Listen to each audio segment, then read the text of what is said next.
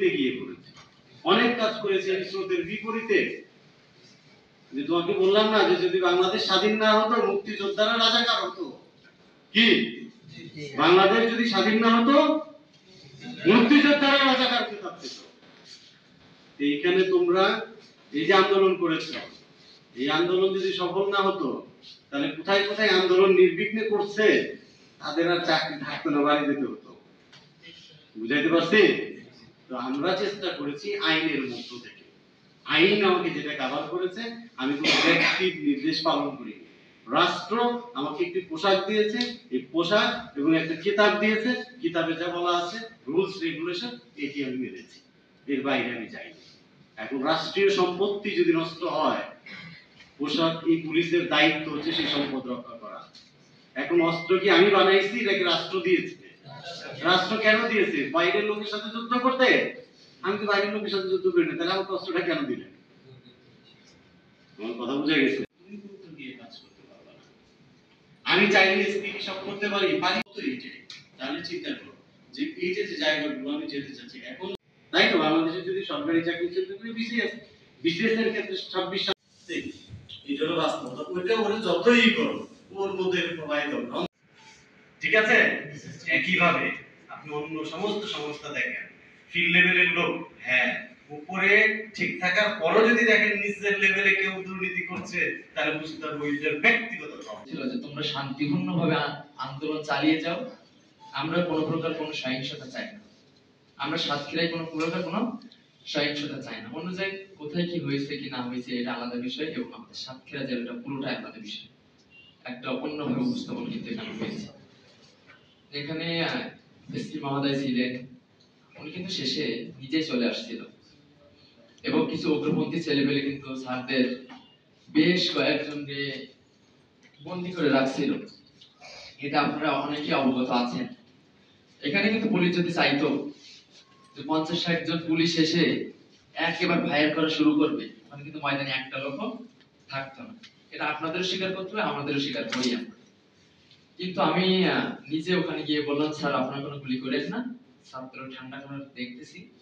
এবং পরবর্তী স্যারদের কথা যেটাই বলছিলাম সেটা কিন্তু আমরা রাখছিলাম। পরবর্তীতে গিয়ে স্যারদের কিন্তু ওখান থেকে বের করে নিয়ে আসা হয়।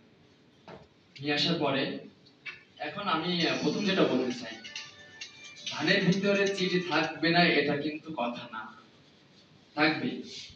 এখন পুলিশের ভিতরেও ঝামেলা আছে।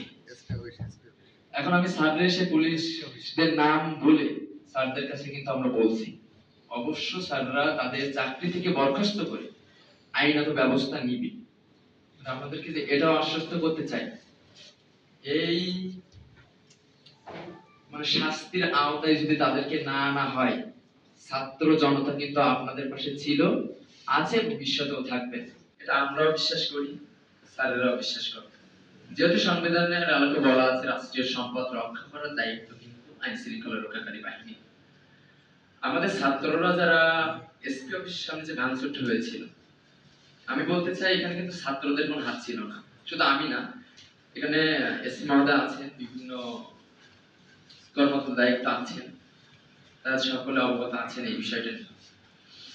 এখন পরবর্তীতে যখন এটা হামলা হয়েছে, তখন তারা তাদের রাষ্ট্রীয় সম্পদ রক্ষা করার কারণে যে গুলি দুইটা করছে, আমরা এখন এটা বলতে পারতাম যে গুলি করার পরে স্যাররা সেখানে খোঁজ খবর নেই, আমরা যদি এটা উপস্থাপন করতাম কিন্তু এখানে, কিন্তু এসপি স্যার, এডিশনাল এসপি স্যাররা গিয়ে কিন্তু ওখানে তাদেরকে আর্থিক সহযোগিতা প্রদান করছে এবং তাদের সাথে সৌজন্য সাক্ষাৎ করে আসছে। এ বিষয়ে আমরা পুলিশের কাছে কৃতজ্ঞতা জ্ঞাপন করি। কারফিউ যখন জারি করা হয় লাস্ট, মানে আমরা যখন দ্বিতীয় স্বাধীনতা অর্জন করি 5 আগস্ট, বা আপনারা বলতে পারেন 36 জুলাই, সেদিন সকালে যখন কেউই আসে নাই, তো আমরা সবাই যখন এক হই, একসাথে আন্দোলনে যুক্ত হই, তখন স্যারকে আমরা বলছিলাম যে আমরা সকল কিছু দায়িত্ব নিচ্ছি, এটা শান্তিপূর্ণভাবে একটা আন্দোলন হবে। স্যার আমাদের কথার উপরে বিশ্বাস রেখে কিন্তু আমাদের আন্দোলনে করতে দিয়েছিল, এবং সেদিন অনেক মানুষের একটা সমাবেশ দেখছিল সাতক্ষীরা শহর।